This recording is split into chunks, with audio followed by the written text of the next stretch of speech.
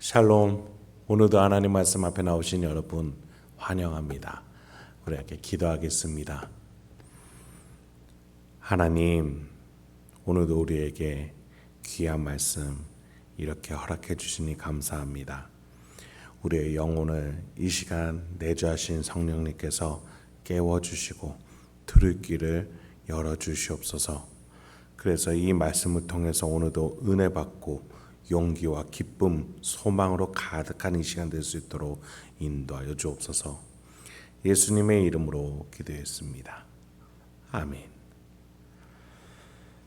오늘 함께 살펴볼 말씀 이사야서 66장 10절에서 14절, 이사야서 66장 10절에서 14절까지 함께 살펴보도록 하겠습니다. 이사야서 마지막 66장입니다. 이사야서는 새하늘과 새 땅이라는 주제를 가지고 마무리를 짓고 있어요. 바벨론 포로에서 돌아올 이스라엘 백성들이 돌아와서는 어떻게 살 것인지에 대해서 미리 소망을 주고 계시는 것이죠. 그런데 여러분, 우리가 조금만 생각해 볼까요? 지금 바벨론 포로가 시작되지 않은 상태에서 이사야 선지자가 유대 백성들에게 너희가 이렇게 우상 숭배를 하면은 계속해서 회개치 않으면 바벨론 포로로 잡혀갈 것이다. 그러나 그곳에서 하나님께서는 너희들을 돌아오게 하실 것이다. 이런 상황 속에서 말하고 있죠. 그렇다면 이사야 선지자가 지금 메시지를 전하고 듣고 있는 청중들은 그 바벨론 땅에 가서 모두 죽을 사람들이에요. 바벨론 포로기가 70년 동안 이어지기 때문에 대부분의 사람들은 바벨론으로 이주해 가서 그 땅에서 죽고 말 것입니다. 그런 그들에게 돌아올 날에 대한 메시지가 과연 어떠한 의미가 있을 수 있을까요?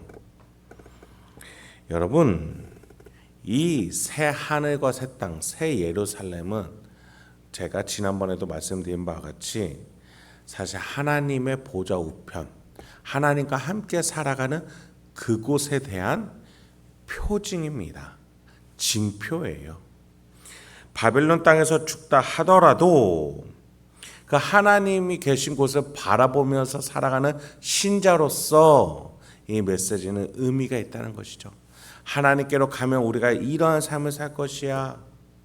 이러한 메시지로 받을 수 있다면, 그렇다면 우리에게도 마찬가지입니다.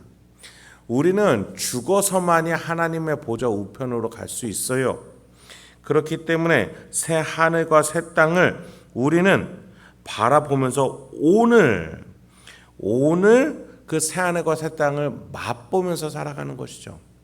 바벨론 포로기에 있을 그곳에서 죽을 사람들이나 우리나 모두 똑같이 새하늘과 새 땅을 살아생전에는 못 갑니다. 바벨론 땅에서 죽고 우리도 이 땅에서 죽어야만 해요. 그리고 나서 하나님 보좌 우편 그곳에서 주님이 우리를 맞이해 주시는 은혜의 현장으로 들어가게 된다는 겁니다. 그런 점에 있어서 우리는 이 메시지를 통해서 하나님이 오늘 맛보게 해주시는 새하늘과 새 땅을 고대하며 갈망하며 어떻게 살아갈 수 있는지에 대해서 오늘 메시지를 통해 교훈을 얻을 수 있는 것이겠죠. 그런 점에서 본문 하나하나 살펴보도록 하겠습니다. 10절부터 11절 먼저 보시죠. 예루살렘을 사랑하는 자들이여 다 그 성읍과 함께 기뻐하라. 그 성읍과 함께 즐거워하라. 그 성을 위하여 슬퍼하는 자들이여 다 그 성의 기쁨으로 말미암아 그 성과 함께 기뻐하라. 너희가 젖을 빠는 것 같이 그 위로하는 품에서 만족하겠고 젖을 넉넉히 빤 것 같이 그 영광의 풍성함으로 말미암아 즐거워하리라. 여러분, 지금 이 구절에서 계속해서 등장하는 단어, 그 성, 예루살렘을 말합니다. 여러분, 이 지역의 의미가 있는 게 아니죠. 왜 이 성이 중요합니까? 이곳이 하나님의 약속이 있고 하나님이 내가 거기서 너희와 만나겠다라고 말씀하셨기 때문에 이 예루살렘이 중요하고 그래서 그곳에 성전을 또 짓는 것 아니겠습니까? 네, 하나님이 계시기 때문에 중요한 것이에요.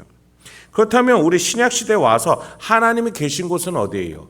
둘 셋이 내 이름으로 모인 곳에 나도 너희와 함께 하겠다라고 말씀하신 교회 공동체에 있는 거예요. 그런 점에 있어서 우리는 이 새하늘과 새 땅을 이 교회 공동체 안에서 맛볼 줄 알아야 합니다. 여러분, 이 바벨론 포로로 잡혀갈 이들은 새 예루살렘으로 돌아올 수가 없어요. 그렇다면 그들은 이 메시지를 통해서 어디에서 새하늘과 새 땅을 경험하는 거예요? 바벨론 이국 땅에 있지만 유지되는 그 신앙 공동체 안에서 내가 이 땅에서 죽겠지만 하나님이 불러주신 이 백성들과 함께하는 예배 공동체 속에서 새하늘과 새 땅을 바라보면서 새 예루살렘을 바라보면서 살아가는 것이죠. 우리가 이 교회 공동체 안에서 그 천국을 맛보며 은혜 받으며 세상에서는 경험할 수 없는 의와 희락과 화평을 이곳에서 누릴 수 있는 것처럼 말이죠. 여러분, 우리는 교회 공동체 안에서 새 예루살렘, 우리가 돌아가야 할 본향을 맛보게 되는 거예요. 우리는 그곳을 바라보면서 오늘 본문이 말해주는 것처럼 그곳에서 함께 즐거워하고 함께 기뻐하게 될 것입니다. 여러분, 우리의 신앙은 이 땅에서 잘 먹고 잘 사는 게 목적이 아니라 그곳을 바라보는 것이 중심이고 1순위가 되는 신앙이어야 합니다. 10절에서 그 성을 위하여 슬퍼하는 자, 그 하나님이 계신 곳을 바라보며 애통하는 신앙을 가지고 살아가는 거예요. 하나님과 함께하기 위해서 갈망하고 바라며 갈급할 줄 아는 그 애통한 심령, 하나님의 은혜를 갈구하는 그 심령으로 우리는 이 공동체 안에서 살아가는 거예요. 11절, 이미 품에 안겨 풍족히 젖먹는 아기처럼 말이죠. 우리가 하나님께 이 교회 공동체 안에서 은혜를 받으며 성도 간의 신자 간에 함께 나눈 대화와 교제 속에서 확신하게 되고 위로받는 그 놀라운 신앙의 성장 안에서 우리는 영혼의 배부름, 영혼의 충만함을 얻게 되는 것이죠. 세상이 결코 줄 수 없는 그 영혼의 즐거움, 은혜로 가득한 시간을 우리는 교회 공동체 안에서 누려야 되는 거예요. 여러분, 정말 갈망하십니까? 목마르십니까? 여러분, 우리 교회가 정말 애써야 되는 시간이 바로 점심 식사와 또 그 이후에 함께 나누게 되는 양육 프로그램이에요. 그 속에서 은혜를 나눌 수 있어야 해요. 여러분, 어색할 수 있어요. 그러나 우리 교회가 정말 교회다워지는 길은 성도가 다른 성도들에게 은혜를 끼칠 수 있는가?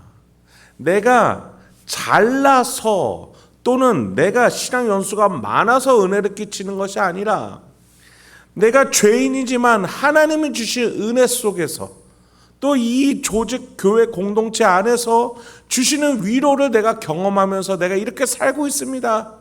그것을 진정된 마음으로 고백하고 나누고 들으면서 우리는 새하늘과 새 땅을 갈망할 수 있게 된다라는 거예요. 예배 중요하죠. 설교와 말씀 중요합니다. 그러나 그것이 다가 아닙니다, 여러분. 이 말씀이 살아 움직이는 것은 성도의 삶 안에서 살아 움직여지는 거예요.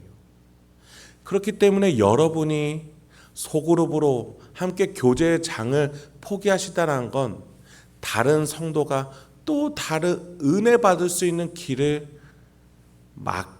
막는 것임을 기억하셔야 합니다.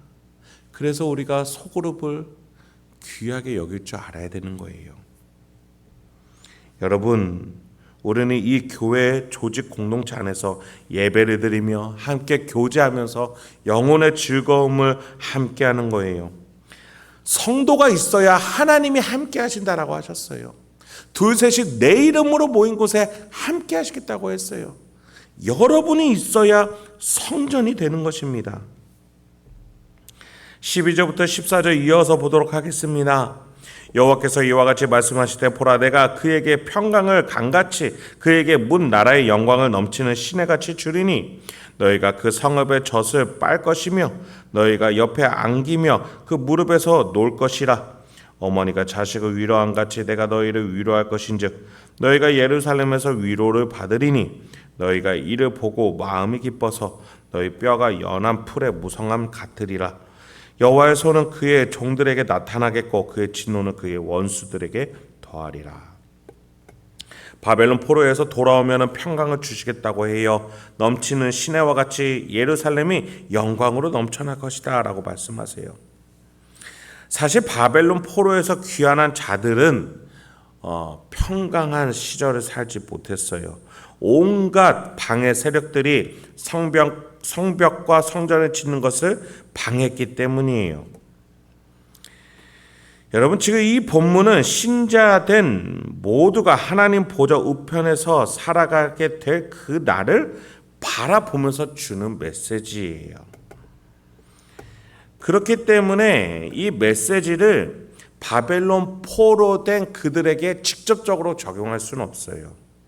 제가 말씀드린 바와 같이 나선형 구조로 이 구절은 마지막 날에 다다를 새하늘과 새 땅을 표현해주고 있는 거예요. 예루살렘에서 위로를 받으리니 하나님의 공동체, 하나님이 임재하신 곳에서 신자들이 위로를 받는 거예요. 그 성읍의 젖을 빨 것이며 그 공동체 안에서 위로와 공급을 얻는다라는 표현이죠.